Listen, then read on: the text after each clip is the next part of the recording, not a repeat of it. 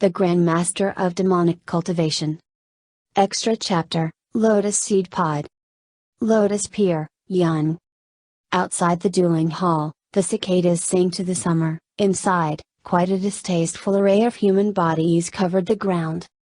A dozen boys, all topless, lay atop the wooden floorboards of the hall. They flipped themselves over once in a while, like a dozen sizzling pancakes, letting out dying groans. It's so hot. Eyes closed, Wei Wuxian thought hazily, if only it were as cool as the cloud recesses. The temperature of the piece of wood underneath him was assimilated by his body temperature again, and so he flipped over. Coincidentally, Zhang Cheng turned as well. The two brushed against each other, arm over leg. Wei Wuxian immediately called out, "Zhang Cheng, move your arm. You're like a piece of coal." "Zhang Cheng, move your leg." "Wei Wuxian, an arm's lighter than a leg. It's harder for me to move my leg, so you should move your arm instead." Zhang Cheng hissed, "I'm warning you, Wei Wuxian, don't overdo it. Shut up and don't say anything. It gets hotter the more you talk." The sixth shitty joined in, "Stop arguing, alright? I feel hot just listening to you two argue. I'm even sweating faster." Over there, arms and legs were already flying in the air. "Fuck off. You two." "No, no, no, please go ahead." "No, thanks, you can fuck off first." The shitty all complained, "Fight outside if you have to. Please fuck off together, won't you? We're begging you." "Wei Wuxian, you heard it? They're telling you to leave. Let go of my leg, it's gonna break, sir." Veins popped on Zhang Cheng's forehead. "They're clearly telling you to leave. You let go of my arm first." Suddenly, from the wooden hallway outside came the swishes of a long dress brushing against the ground. Like lightning, the two snapped apart. Immediately, the bamboo curtains were lifted, and Zhang Yanli peeked inside. "Oh, so this is where everyone is hiding." Everyone greeted her, "Shiji." "Hello, Shiji." Some of the shyer ones couldn't help but snuck into the corners, covering their chests with their arms. "Zhang Yanli, no sword practice today? Slacking off, aren't you?" Wei Wuxian protested, "It's scorching hot today, the training ground's on fire. We'll shed a whole layer of skin if we go practice. Don't tell anyone, Shiji." Carefully, Zhang Yanli looked at Zhang Cheng and him from top to bottom. "Were you two fighting again?" Wei Wuxian, "Nope." The rest of Zhang Yanli's body also came in. She was holding a plate of something. Then who made the footprint on A Cheng's chest? Hearing that he left evidence, Wei Wuxian spun around to check. It was there, indeed, but nobody cared if they'd been fighting any longer. Held in Zhang Yanli's hands was a large plate of watermelon pieces already cut. The boys buzzed over, distributing the pieces in just a few seconds, and sat on the ground, munching on the watermelon. Soon, Beale piled into a small mountain on the plate. Whatever they did, Wei Wuxian and Zhang Cheng had to compete against each other, even when it came to eating watermelon. With both force and guile, they fought so hard that others scurried away, quickly clearing out a whole area for them. At first, Wei Wuxian was quite engaged in the act of eating watermelon, but a while later, he suddenly let out a laugh. Zhang Cheng was at once alarmed. "What are you gonna do, this time?" Wei Wuxian grabbed another piece. "Nothing. Don't misunderstand. I'm not gonna do anything. I just thought of someone." "Zhang Cheng, who?" Wei Wuxian, Lanzan. "Zhang Cheng, why would you think of him for no reason? Reminiscing what it felt like to copy sex rules?" Wei Wuxian spat out a seed. "It's fun to think of him. You don't even know, he's just too amusing. I told him, your sex food is disgusting.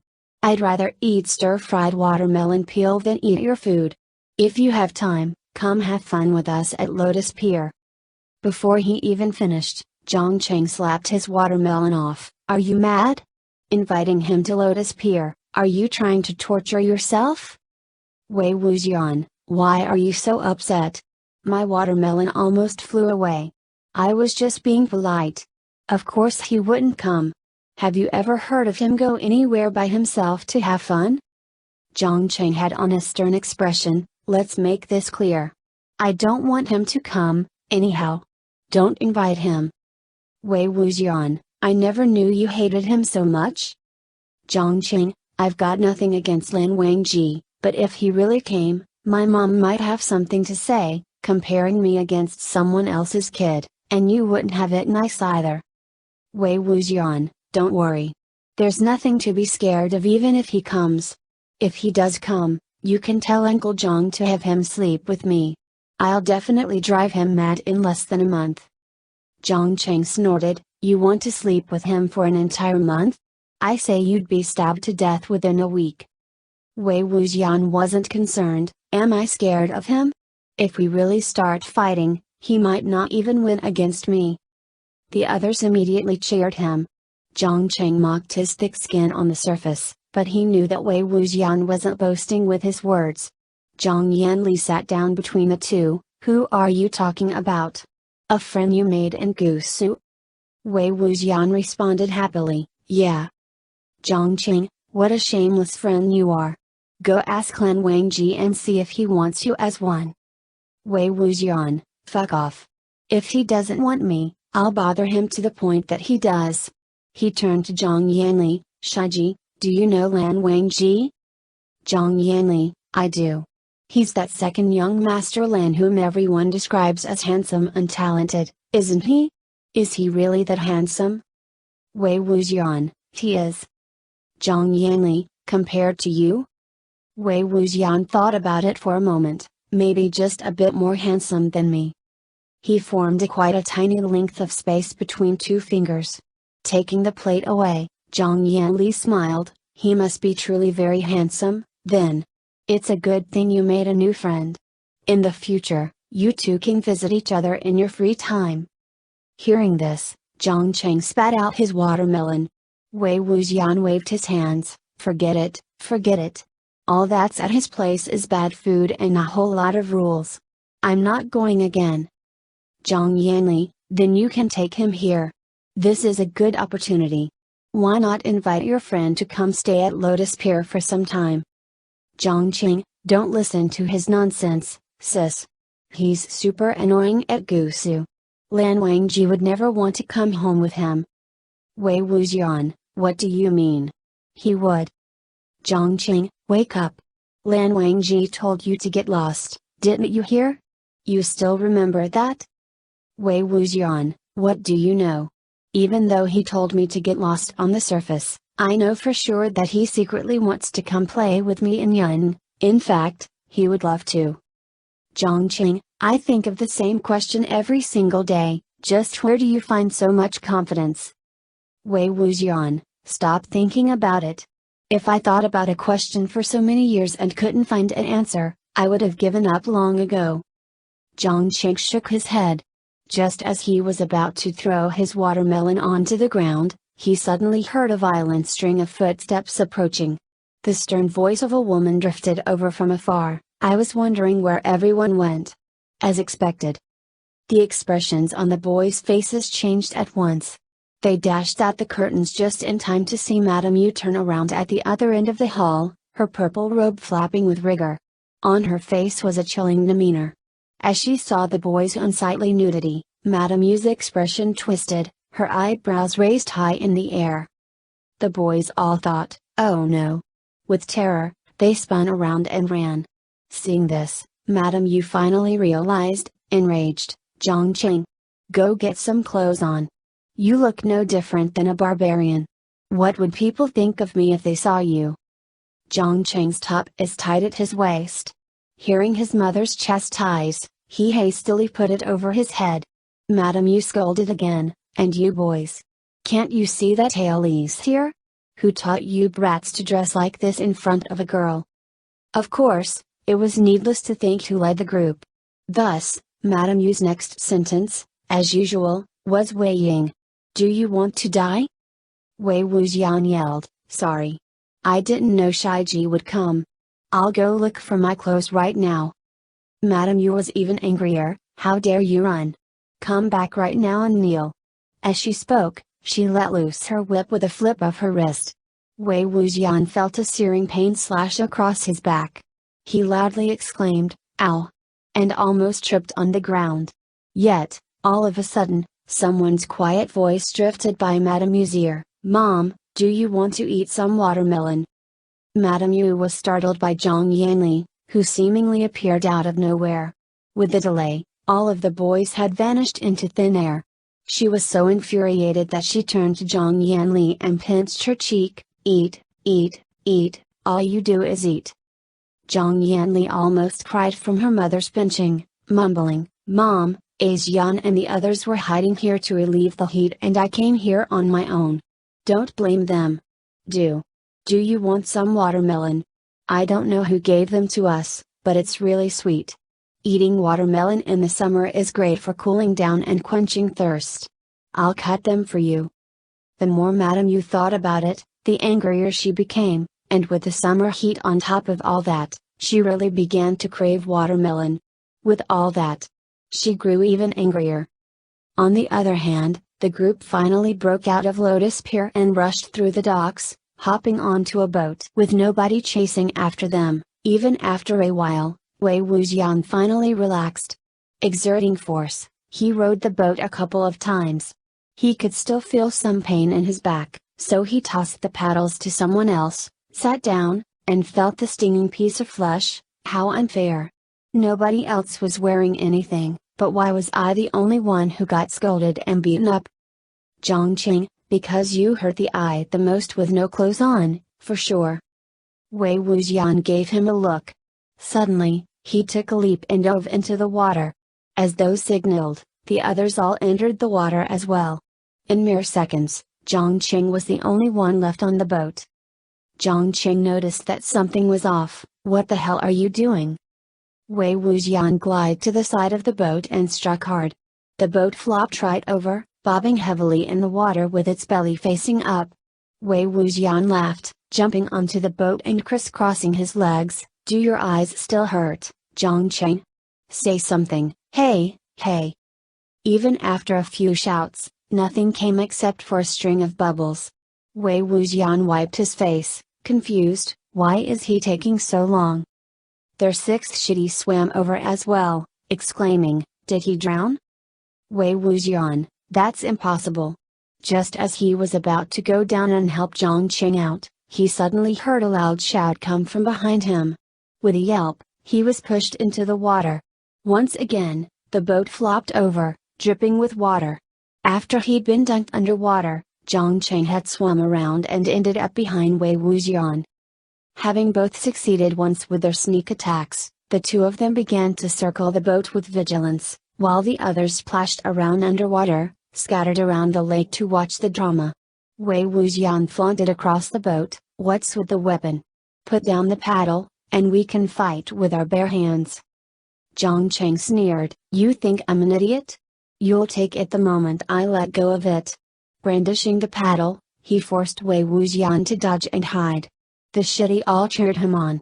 Ducking left and right, Wei Wuxian finally found the spare time to protest, "How could I be so shameless?"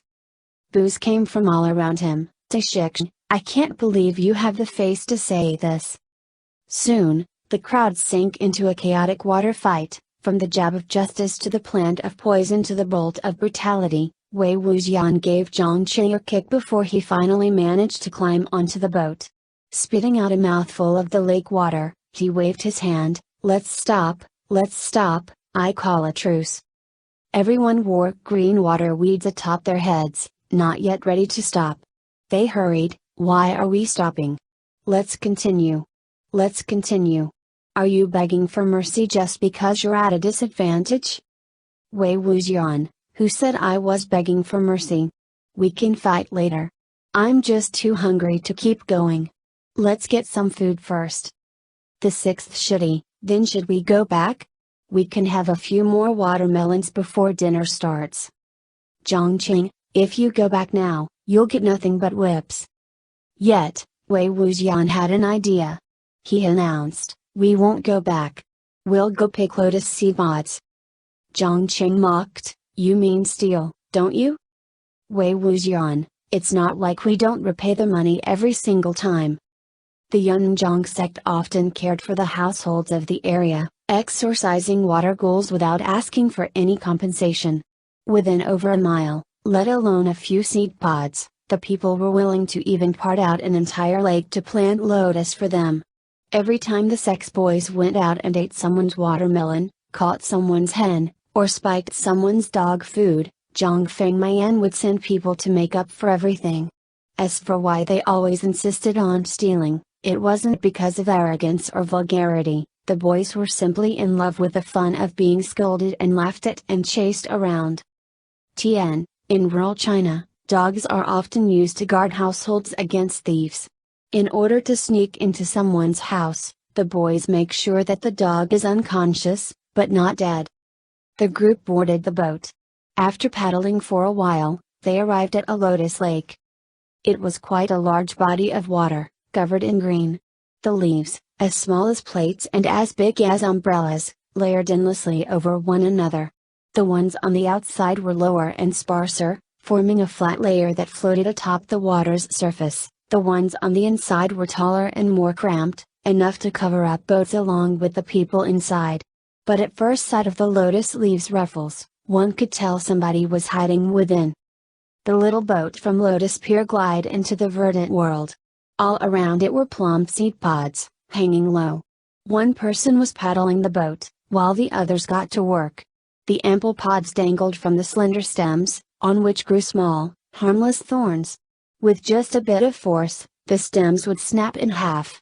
They all broke the pods off along with a long chunk of stem, so that they could get a few bottles when they got back and grow them in the water. Some said it this way, the pods would taste fresh for a few days longer. Wei Wuxian only heard this from other people. He didn't know if it was true or not, either, but he nevertheless told this to others with confidence. He broke off a few and peeled one open, tossing the round seeds into his mouth. The juice burst on his tongue. He ate as he absent-mindedly hummed something along the lines of, "I'll treat you to lotus pods, so what will you treat me to?" Zhang Cheng happened to hear this. "Who are you treating?" Wei Wuxian, "Ha ha, not you, for sure."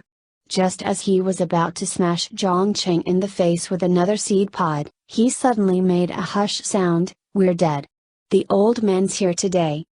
The old man referred to the farmer who planted the lotus pods in this particular region. Wei Wuxian didn't know exactly how old he was, either. Anyway, in his opinion, Zhang Fengmian was an uncle, so anyone older than Zhang Fengmian could be called an old man. He'd been at this lake for as long as Wei Wuxian could remember. When he came here to steal seed pods in the summer, he'd be beaten up if he was caught. Wei Wuxian often doubted that the old man was a reincarnated spirit of the lotus seed pod, as he knew the number of pods missing from his lake like the back of his hand, the same as the number of smacks Wei Wuxian received. When rowing in lotus ponds, the bamboo poles were better than paddles, each blow loud and stinging the flesh. The other boys had experienced the beatings before as well. Immediately, they shushed, "Let's run, let's run." They grabbed the paddle in a hurry and fled. Scrambling, they rowed out of the lake and snuck a guilty look behind them. The old man's boat had already pulled out of the layers of leaf, drifting atop the wide waters. Tilting his head, Wei Wuxian looked for a while before exclaiming, "How strange." Zhang Cheng stood up as well. "Why is the boat going so fast?" Everyone looked. The old man, standing with his back to them, was counting the seed pods on the boat one by one, his bamboo pole lying motionlessly on the side. Yet, the boat traveled with both stability and speed. It was even faster than the junior's boat. As the two boats grew nearer, everyone was finally able to see that underneath the old man's boat was a vague white shadow, swimming underwater. Wei Wuxian turned around, his index finger pressing his lips, reminding the others to be careful not to alert the old man or the water ghoul beneath. Zhang Cheng nodded. His rowing let out only a few soundless ripples, their motions close to none. When the two boats were 10 feet apart, an ashen hand rose out of the water, dripping wet, and snatched one of lotus seed pods piled up within the old man's boat before sinking quietly underwater. Moments later, the shells of 2 lotus seeds floated to the water's surface. The boys were shocked, speechless. Wow, so even water ghouls steal lotus pods. The old man finally realized people had snuck up to him from behind, spinning around with a big seed pod in one hand and his bamboo pole in the other. The motion alarmed the water ghoul. With a splash, the white shadow was gone. The boys called, "Come back here."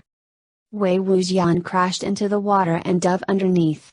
Soon, he slinked up with something in his hand. I caught it. From his hand hung a small water ghoul, its skin pale. It looked as though it were a child no more than 13 years old. With fright, it almost curled into a ball under the boy's eyes. Suddenly, the old man's pole swished around as he cursed, messing around again. Wei Wuxian had just received a whip on his back, and now here came another blow. With a yelp, he almost loosened his hands. Zhang Qing raged, "Talk nicely, why would you hit him all of a sudden? How ungrateful." Wei Wuxian hurried, I'm fine, old sir, look carefully. We're not ghouls. This one is the ghoul." The old man, "Nonsense. I'm only old, not blind. Hurry up and let it go." Wei Wuxian was startled. The water ghoul caught by him clasped its hands together in salutation, its dark eyes glistening in quite a piteous way. It was still gripping the plum lotus pod it stole, reluctant to let go. The pod had been broken already. It seemed as though it had just a couple of bites before Wei Wuxian pulled it out. Zhang Qing thought to himself that the old man was absolutely insane. He turned to Wei Wuxian, "Don't let it go. Let's take it back." Hearing this, the old man held up his bamboo pole again. Wei Wuxian immediately called, Don't. I'll let it go, that's all." Zhang Qing, "Don't. What if it kills someone?" Wei Wuxian, "There's no scent of blood on it. It's too young to swim out of this area, while there hasn't been a word of any deaths in this area. It's probably never killed anyone." Zhang Qing, "Just because it hasn't killed anyone, doesn't mean that in the future." Before he even finished, the bamboo pole swung towards him. Having taken a blow, Zhang Qing was furious. "Are you out of your mind, old man? You know it's a ghoul, aren't you scared it might kill you?" The old man was also quite assured. Why would a man who's halfway across the threshold be scared of a ghoul? Knowing it wouldn't swim far, Wei Wuxian interrupted, Stop fighting. I'm letting go." Indeed, he let go. With a splash, the water ghoul slipped behind the old man's boat, as if it was scared to come out. Soaked in water, Wei Wuxian climbed onto the boat. The old man grabbed a seed pod from the boat and tossed it into the water. The water ghoul paid it no attention. The old man chose a bigger one and tossed it inside again. The pod bounced a couple of times on the water's surface before half the white forehead snuck out and, like a big, white fish, carried the 2 green pods underwater in its mouth. Soon, some more white floated above the water. Revealing its shoulders and hands, the water ghoul hid behind the boat as it crunched down. Watching it savor the pods, the boys were all quite bewildered. The old man tossed another pod into the water. Wei Wuxian felt his chin, unsure of how to feel. "Sir, why is it that when it steals your lotus pods, you let it steal them and even gives it to them, but when we do it, you always beat us?" The old man, "It helps me with the boat, so what's with giving it a couple of pods? And you lot, on the other hand? How many did you steal today?" The boys were embarrassed. Wei Wuxian glanced with the corner of his eye. Noticing the many dozens of pods hidden in the boat's stomach, he knew it wouldn't go well, quickly calling, "Let's go." At once, the boys went for the paddle. Wielding the bamboo pole, the old man came at them like a typhoon. They could feel their scalps tingle as they thought that the pole would hit them any minute, paddling madly. The 2 boats chased around the Lotus Lake for a couple of circles. As the 2 came closer and closer, Wei Wuxian had already received a few blows, and on top of that he realized that the pole was directed at nobody but him. He covered his head and yelled, "It's not fair. Why do you only hit me? Why is it only me again?" The shitty, keep it up, Shik. It's all up to you. Zhang Qing added, yeah, keep it up. Wei Wuxian spat, no. I'm not taking it anymore. He grabbed a lotus seed pod from the boat and hurled it out, catch. It was quite a big pod, making a loud splash as it hit the water. As expected, the old man's boat paused. The water ghoul swam over giddily, collecting the pod. Using the opportunity, the boat from Lotus Pier finally had the chance to run away. When they returned, one of the shitty asked, Shik, do ghouls taste anything? Wei Wuxian, usually not, I think. But I say that this little one, probably. Ah. Achoo. The sun had set and the wind had come. It felt quite cold in the breeze. Wei Wuxian sneezed and rubbed his face, continuing, probably couldn't get any lotus pods before it died, and drowned in the lake when it snuck inside to steal some. And so. Ah. Zhang Qing, and so it ate lotus pods because that was its wish. It gets a sense of fulfillment from it. Wei Wuxian, that's right. He felt his back, covered in scars both old and new, and still couldn't hold back the question he'd be thinking about, how awfully unfair. Why is it that I'm the only one who gets beaten up, whenever something happens? One of the shitty replied, you're the most handsome. Another one, you have the highest level of cultivation. And another, you look the best with no clothes on. Everyone nodded. Wei Wuxian, thanks for the praise, you guys. I'm even starting to feel some goosebumps. The shitty, you're welcome, Tashik. You protect us every single time. You deserve even more. Wei Wuxian, with surprise, oh? There are more? Let me hear them. Zhang Qing couldn't listen any longer, shut up. If you guys still won't talk properly, I'll stab the boat through and we can all die together. As he spoke, they passed through an area of water with farmland on either side. In the farms were a few petite-figured farmer women, working in the fields.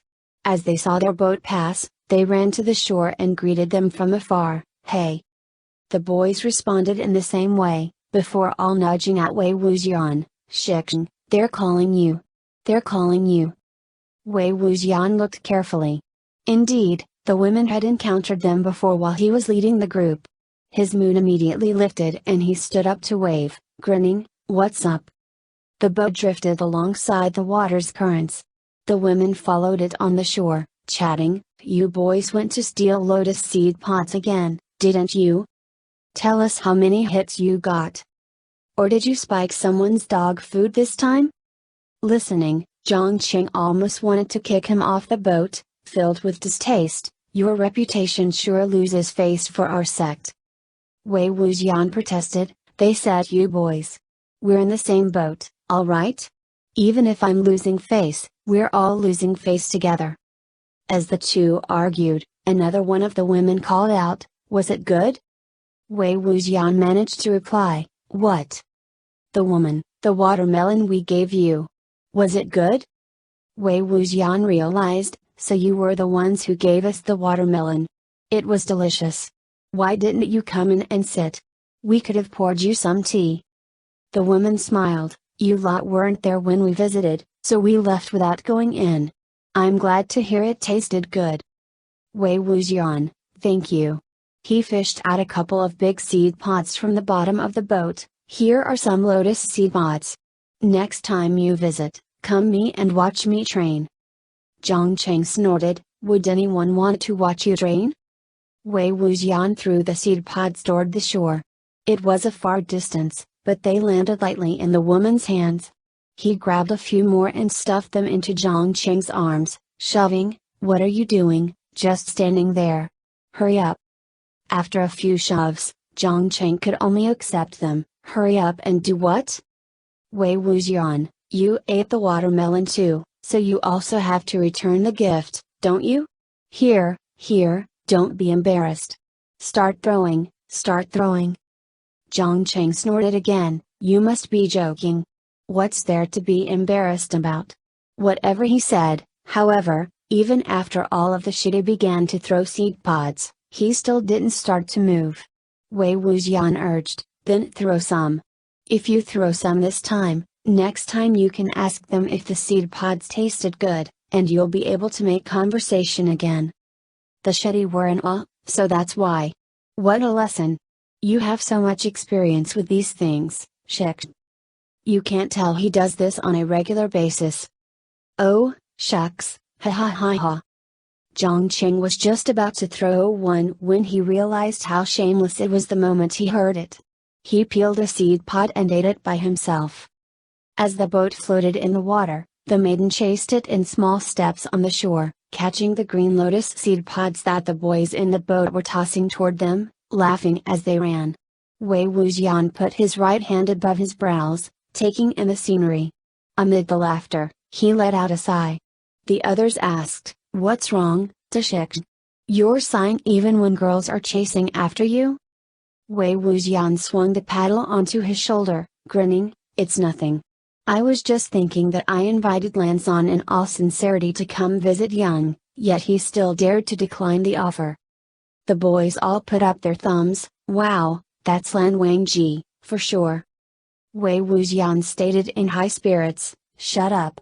Someday, I'll drag him here and kick him off the boat. I'll fool him into stealing lotus seed pods and let the old man beat him up with a bamboo pole and he'll be chasing after me from behind, ha ha ha ha." After a while of laughter, he turned around and looked at Zhongqing, who was sitting at the front of the boat eating seed pods with a long face. His smile gradually disappeared as he sighed, "Well, what an unteachable child." Zhongqing fumed, "So what if I want to eat alone?" Wei Wuxian, "Look at you, Zhongqing. Never mind. You're hopeless. Just wait to eat alone your whole life." Anyhow, the boat that departed to steal lotus seed pods had once again returned with riches.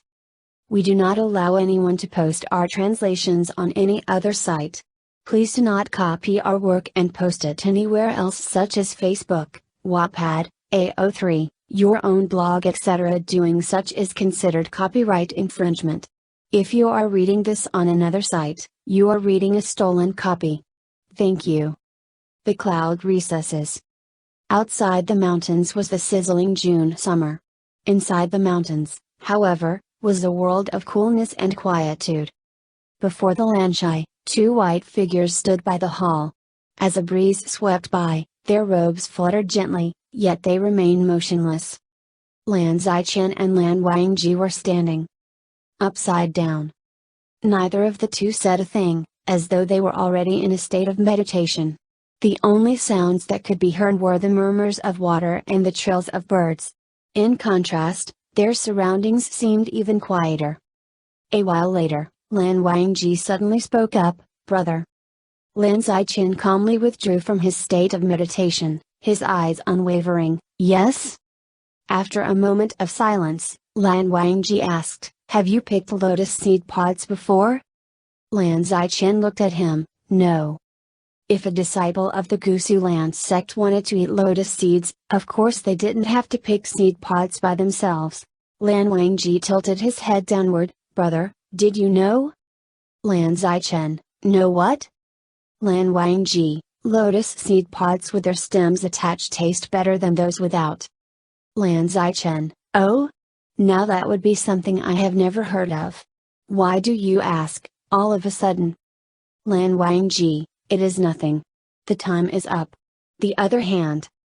The two changed the hand with which they propped themselves up from the right to the left. The motion was extremely uniform, steady and soundless.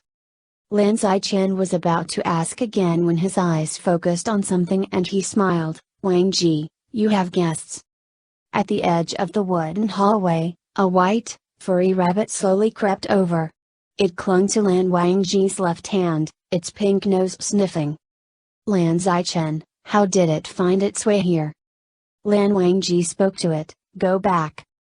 And yet the rabbit didn't listen.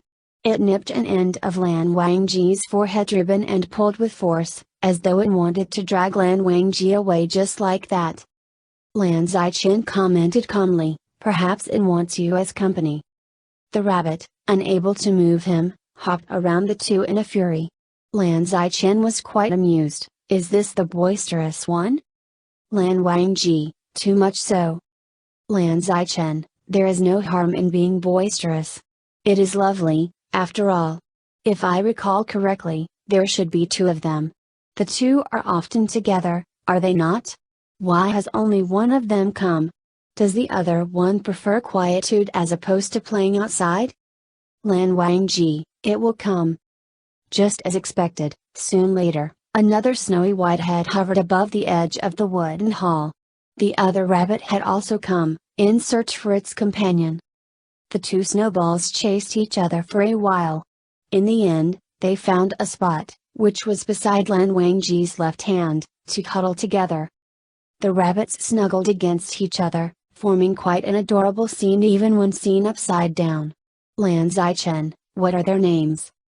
Lan Wangji shook his head, either to say they had no names or simply refusing to say them out loud. Lan Zichen, however, added, I heard you call them by their names last time. Sincerely, Lan Zichen commented, they have lovely names. Lan Wangji switched his hand. Lan Zichen, the time is not up yet. In silence, Lan Wangji switched his hand back. 30 minutes later, their time was up and the training ended. The two returned to the yashi, sitting quietly. A servant presented them iced fruits to relieve the heat. The watermelon had been peeled.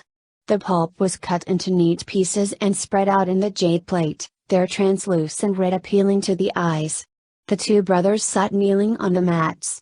After they exchanged a few quiet words, discussing what they learned after yesterday's lessons, they finally began to eat.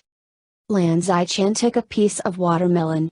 However, as he saw Lan Wangji stare at the plate without clear intention, he instinctively stopped. With no surprise, Lan Wangji spoke up. He called, brother. Lan Zichen, what is it? Lan Wangji, have you had watermelon peel before? Lan Zichen, is watermelon peel edible? After a moment of silence, Lan Wangji replied, I heard it can be stir-fried. Lan Zichen, perhaps it can.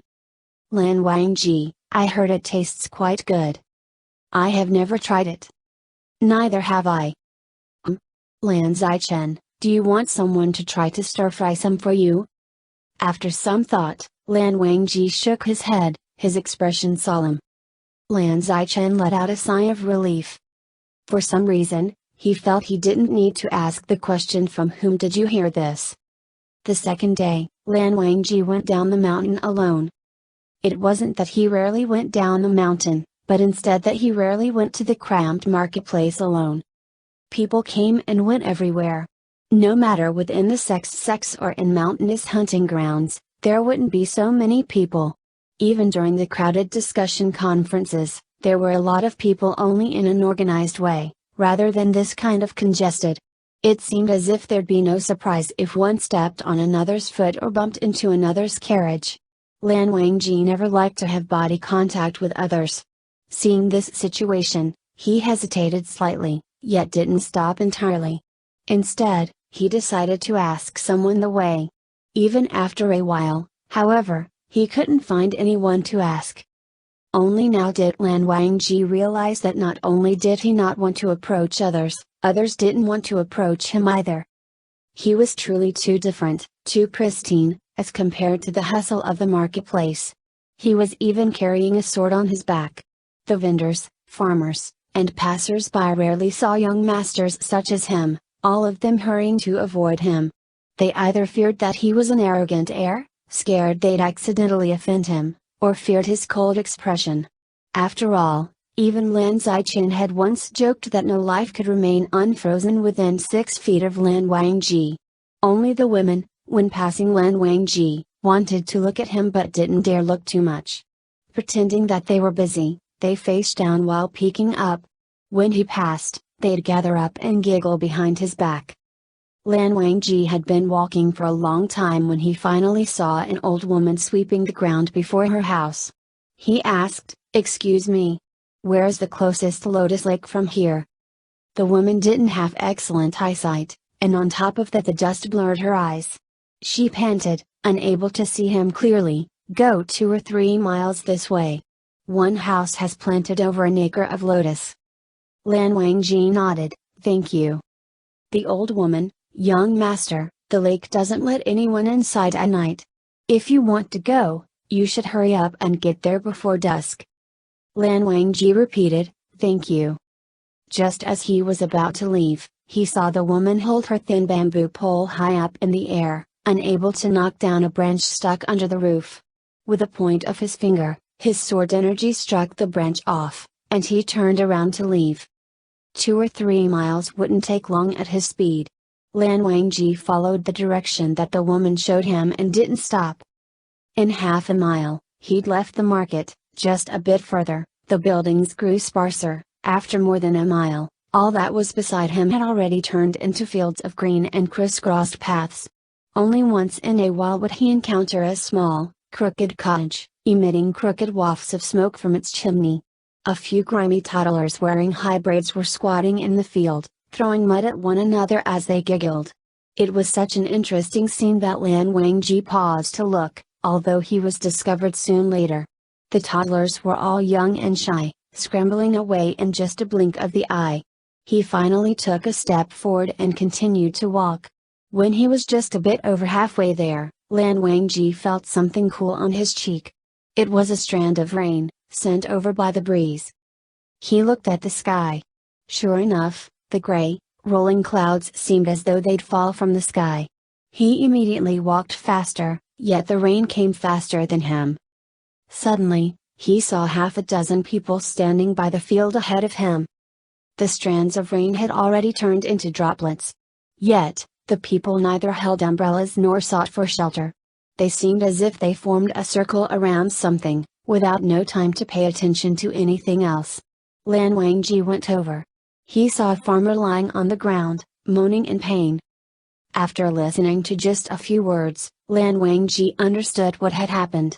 When the farmer was in the fields, an ox ran into him. Right now, he was unable to get up, having hurt either his back or his leg. The ox that committed the crime was chased to the far end of the field, swinging its tail and too afraid to approach. The owner of the ox ran to find a doctor, while the rest of the farmers didn't dare move the wounded carelessly in fear that they'd dislocate his bones. This was the only way they could take care of him. Unfortunately, it had begun to rain. It was just a bearable drizzle at first, but soon it became a storm. As the rain grew heavier and heavier, one of the farmers dashed home in quest for an umbrella. His home was far, however, and he couldn't come back just yet. The rest of the group was anxious despite not being able to do a thing, blocking as much rain for the wounded farmer as possible. But nothing would come out of this, if this went on. Even if the umbrella arrived, there'd only be one. They couldn't simply cover up a few and leave out the others, could they? One of them cursed under their breath, "Damn it, it's only been a minute and the rain is crashing down." At this point, another one of the farmers spoke up, "Let's prop up the shed over there. It'd hold up at least for a while." Not too far away, there was an old, abandoned shed, propped up by 4 pieces of wood. One of them was slanted, while another one had rotten after years of weathering. One farmer hesitated, "Aren't we not supposed to move him?" A few steps should be fine." Everyone lending a hand, the farmers carefully carried the wounded man over. 2 of them went to hold up the shed, yet even 2 farmers couldn't lift the roof. As the others urged them, they used all their strength, their faces flushed red, yet it still didn't budge an inch. 2 more people came, but it still wouldn't move. The roof of the shed had a wooden frame and was covered in tiles, hay, and layers of dirt. It wasn't light, but it definitely wasn't so heavy that even 4 farmers who worked in the fields all year long couldn't lift. Even before he approached, Lan Wangji knew what was going on. He walked to the shed, bent down, raised a corner of the roof, and lifted it up with a single hand. The farmers were shocked speechless. The young man single-handedly lifted the roof even 4 farmers couldn't. A few moments later, one of the farmers whispered something to the others. With only some hesitation, they proceeded to carry the wounded man over.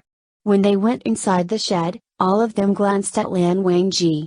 Lan Wangji looked straight ahead. After they let the person down, 2 people came over. "Why, young master, let go of it. We can do it." Lan Wangji shook his head. The two farmers insisted, "You're too young. You won't hold out." As they spoke, they raised their hands, wanting to help him with the roof. Lan Wangji only glanced at him. He didn't say anything, only retracting some of the strength he exerted. At once, the farmers' expressions changed. Lan Wangji turned back around, letting his strength flow back. Embarrassed, the farmers went back to squatting. The wooden roof had proven to be heavier than they imagined. If the boy let go, they wouldn't be able to hold it up at all. Someone shivered. "How strange. Why is it colder now that we're inside?" None of them could see that right now, hanging in the middle of the shed was a ragged figure, hair tangled and tongue stretched out. As wind and rain hit the shed from outside, the figure swung back and forth under the shed, carrying forth an airy gust of wind. It was this spirit that made the roof abnormally heavy, unable to be lifted by ordinary people no matter what. Lan Wangji didn't bring the tools used to liberate spirits. Since the creature had no intent to harm others, of course he couldn't beat its soul apart without a care. As of the moment, it looked like he wouldn't be able to persuade it to let down its hanging corpse, either, so he could only prop up the roof for now. He'd report it afterward and sent people to deal with it. The spirit swished back and forth behind Lan Wangji, blown here and there by the wind. It complained, "It's so cold." It looked around and found a farmer to lean on, likely in search for some warmth. The farmer suddenly shivered. Lan Wangji tilted his head slightly, giving it quite a stern, sideways look. The spirit shivered as well, returning in misery. Still, it extended its tongue and complained, "Th, rain is so heavy. And it's wide open like this. It's really so cold." Even until the doctor arrived, the farmers never gathered up the courage to talk to Lan Wangji. When the rain stopped, they moved the wounded out of the shed. Lan Wangji laid the roof down and went away without saying anything. When he arrived at the lake, it was already past dawn. He was just about to enter when a small boat came from the other side, a middle-aged woman on the boat. "Hey, hey, hey! What are you doing here?" Lan Wangji, "To pick lotus seed pods." The woman, "It's after dawn. We don't let anyone in when it's dark. Today is not gonna work. Come here some other time." Lan Wangji, "I will not stay for long. I only need a while." The woman, "No means no. That's the rule. I don't make the rules here. You can go ask our owner."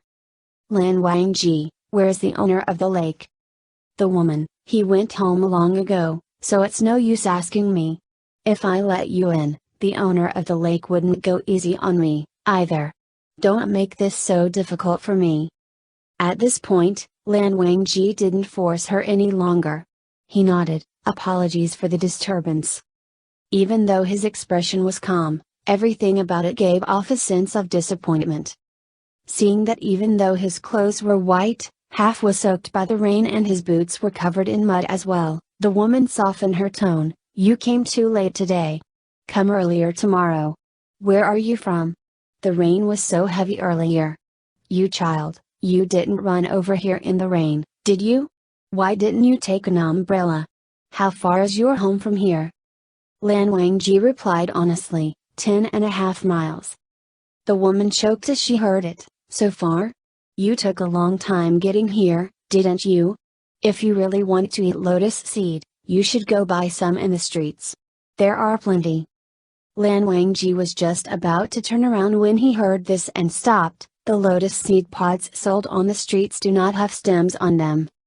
The woman was amused. "Do they have to have stems on them? It's not like they taste any different." Lan Wangji, "They do." "They don't." Lan Wangji insisted, "They do. Somebody told me they do."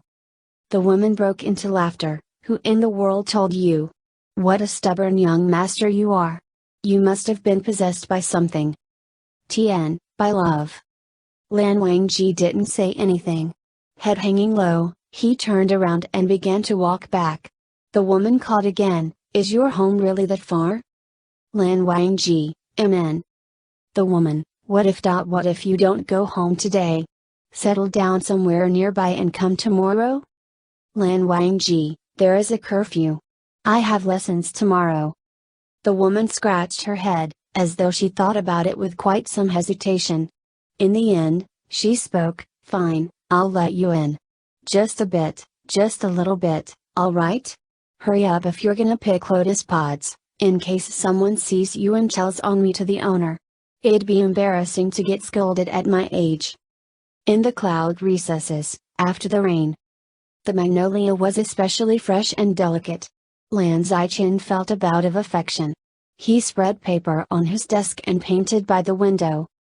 Through the window's hollowed-out carvings, he could see a white figure approach slowly. Lan Zichen didn't put down his brush. Wangji. Lan Wangji walked over and called across the window, brother. Lan Zichen, I heard you mention lotus seed pods yesterday. Uncle happened to have them re-brought up the mountain today. Do you want some? Lan Wangji, outside the window, I have, already. Lan Zichen was somewhat confused. You have, already? Lan Wangji, amen. The brothers exchanged a few more words, and Lan Wangji returned to the Jingxi. After he finished, Lan Zichen gazed at the painting for a while before he put it away and forgot about it. He took out Li Bing and went to the location where he usually practiced sound of lucidity.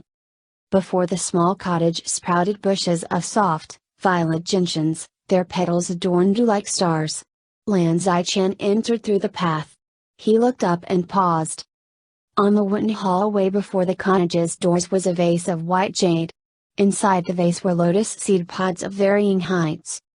The jade vase was slender and the pod stems were slender as well. It was quite a beautiful scene. Lan Zichen put Li Bing away and sat down before the vase. Tilting his head, he looked at it for a while, hesitating.